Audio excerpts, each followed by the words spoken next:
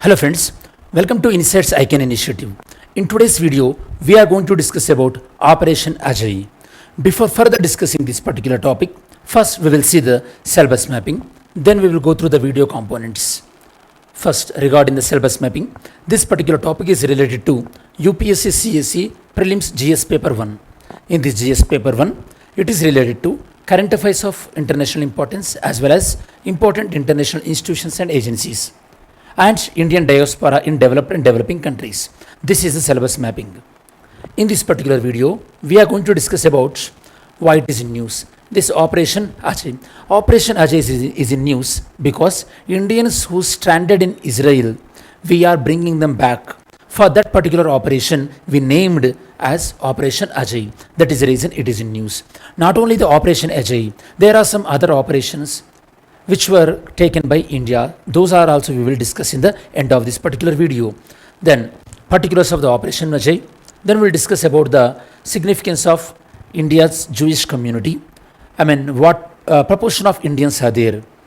And we will discuss about the India's reaction to Israel and India-Israel relations also we will discuss at the end of this video. So these are the video components. As usually, first when you are discussing about any particular country, you have to be very familiar regarding the map pointing. We are discussing about the Israel, and Israel also consists of Palestine, which is separated by Israel.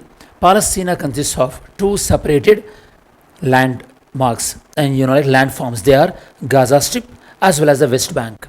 Gaza Strip, which is the having the border with the Mediterranean Sea, Egypt as well as Israel, whereas the West Bank is present on the west side of the river Jordan. So these are the two different places of Israel, Palestine. In this area, Gaza Strip, the Hamas are very popular, whereas in the West Bank, Fatah organization is very popular. And Israel demanding that the Jerusalem should be declared as a capital of Israel, whereas Palestine is demanding that they wanted the country which was recognized before 1967. They wanted Palestine which was before 1967. This was a demand. In the recent attack, Hamas done surprising attack on the central as well as the southern Israel. Now Israel is doing the counter war. In this entire episode, Hamas is getting support from countries like Iran as well as the Hezbollah organization which is present in Lebanon. So this is the crux. Already I explained about this particular issue in another video. If you miss out in case, you can check in the video section. This is the Gaza Strip, and these are the areas where bombings are happening. And this Hamas initiated Operation Al-Aqsa flood against Israel. Al-Aqsa is a very a sacred place for the Palestinian Islamic people, and previously few years back it was been attacked by the Israel forces. That is a reason behind naming this operation. Now India launched Operation Ajay. It is a dedicated initiative for the safe returning of citizens from Israel amidst the ongoing developments in the region. And when a particular country's people, particular country's citizens, if they're stuck in other country and bringing them back, we use the word repatriation. Here we are repatriating. We are repatriating Indians. Next, Israel is a country present in Middle East. It is having border with the Mediterranean Sea, and Israel is bounded by Lebanon, Syria, Jordan, Egypt and Mediterranean Sea at different directions. Next we can see Operation Ajay. Operation Ajay is all about bringing whoever Indians stranded in Israel, and they went to Israel for further studies as well as the business as well as the tourist. They registered at Indian Embassy in Israel, and whoever registered, all of those, they were arranged the travel facilities to come back to India. More than 20,000 Indians lived in the country, which is currently at war with Palestine group Hamas. So more or less 20,000 Indians were there. They registered with Indian Embassy in Israel to get back to India. Role of Hamas in the conflict. As I mentioned earlier, Hamas is a Palestinian Islamic political organization, and it's a militant group. And so many countries across the world labeled this particular organization as a terrorist outfit. It's a militant group that has been involved in the conflict between the Israel and Palestine. This Hamas outfit, it was established in 1987. The main purpose of this Hamas is about the establishment of Islamic State in Palestine. Islamic State in Palestine. And they wanted their territory which was there before earlier 1967. 2007. And this group is also involved in governance, that means in the decision making part in Gaza Strip since 2007. Hamas role in the conflict.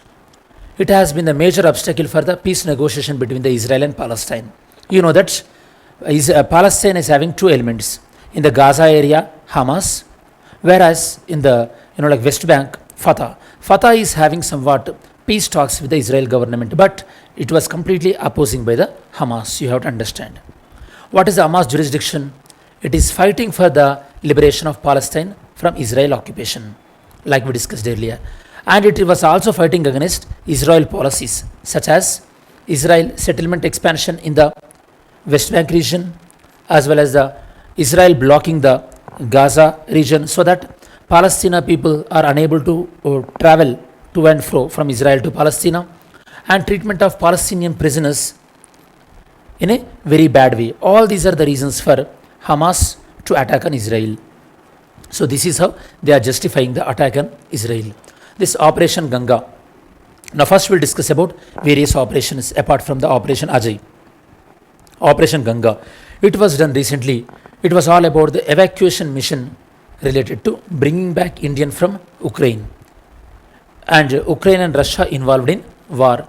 Later, there was a lot of tension rose up in Ukraine. From Ukraine to bring back Indians, we conducted this Operation Ganga. Then Operation Devi Shakti 2021. It is to bring back Indians from the Afghanistan, especially when when Taliban occupied the Afghanistan. Whoever Indians stranded in Kabul, to bring them back, we use this Operation Devi Shakti. Then Operation Vande Bharat. It is to bring Indian back, whoever Indians stuck in other countries during the COVID pandemic time, bringing them back. For that, we use the Vande Bharat. And the Navy version, okay, we use the ships also to bring Indians back. That was about the Operation Samudra Setu. It was a Navy operation which we used during the COVID-19 pandemic. We bring them back around 3,992 citizens from various countries. Next, the Indian naval ships we used in this Operation Samudra Setu are Jalashwa. This was a landing platform deck which is having. Then Airavat, Shardul and Magar. These are the ships we used in this particular Operation Samudra Setu. If you go back further, there are few more operations are there. Evacuation from Brussels. When in 2016, when Belgium was hit by terrorist strike, Indians who were living there, around 242 Indians, they were being airlifted to India. Before that, Operation Rahat 2015. It was especially when Yemen is having some civil war, when Yemen is experiencing the civil war due to the Houthi rebels. At that time, we brought Indian back by using the Operation Rahat. Next, Operation Maitri. When Nepal experienced the disastrous earthquake, at that time, we brought Indians back from Nepal by using the Operation Maitri. Operation Safe Homecoming. It was when Libya experienced the civil war. At that time, Gaddafi was being killed by the people as well. At that time, we used this operation to repatriate Indians. Next, Operation Kaveri. As many as 3,000 Indians, they been repatriated from Sudan. Here we use Indian Air Force C-130Z as well as the Indian Navy vessel INS Sumeda. Operation Sukoon. When Israel and Lebanon, when they are in war, Indians repatriated from Beirut. Actually, it was the second largest Navy, evacuation after the Operation Dunkirk. It is in the history. Around 2,280 people, they've been evacuated by using the Navy. This is about Operation Sukoon. When Iraq and Kuwait, when they involved in war, at the time Indians who were stranded in Kuwait, around how many Indians? Around 1,70,000 Indians, they've been airlifted. At that time, the Foreign Affairs Minister was VP Singh. He was there and he successfully repatriated Indians. Now let us see the India relation with the Israel. Over the period of time, India relations with Israel evolved. Let's see. In 1947, India opposed originally when UNO divided this Israel into Israel and Palestine. Palestine, India opposed that. But surprisingly, later, by 1950, India recognized Israel, and it is also one of the first non-Arab country to recognize the Palestine Liberation Organization as well, PLO. Then in 1988, India is one of the first country to recognize the statehood of the Palestine. We consider Palestine as a separate country, and even we used to have, and now also we are having good diplomatic relation with Palestine. 2014, India favored United Nations Human Rights Commission resolution against the Israel human rights violation in Gaza. But later in 2015, our stand is more tilted towards Israel. We are supporting Israel more. Let's see, 2015, India abstained from voting against Israel in UNHRC. Here the government changed and India abstained from voting. That means indirectly, India is supporting the Israel. 2018, India announced that they are following their link west policy and they would like to dehyphenate Israel and Palestine. That means they want to deal Israel and Palestine individually rather than together, so that their mutual interests in Israel and Palestine, they will not be affected. That means relationship with the Israel and between Israel and India will not impact the relationship between Israel and Palestine. Same like how America is dealing with India as well as Palestine. So when any particular country is dealing two close countries individually, that is known as dehyphenation. Now let's see the yesterday's video question. Yesterday's video question is all about when inflation is a result of an increase in the price of factors of production, the result is what? What kind of inflation that is? That is a cost push inflation. Now let's see today's video question.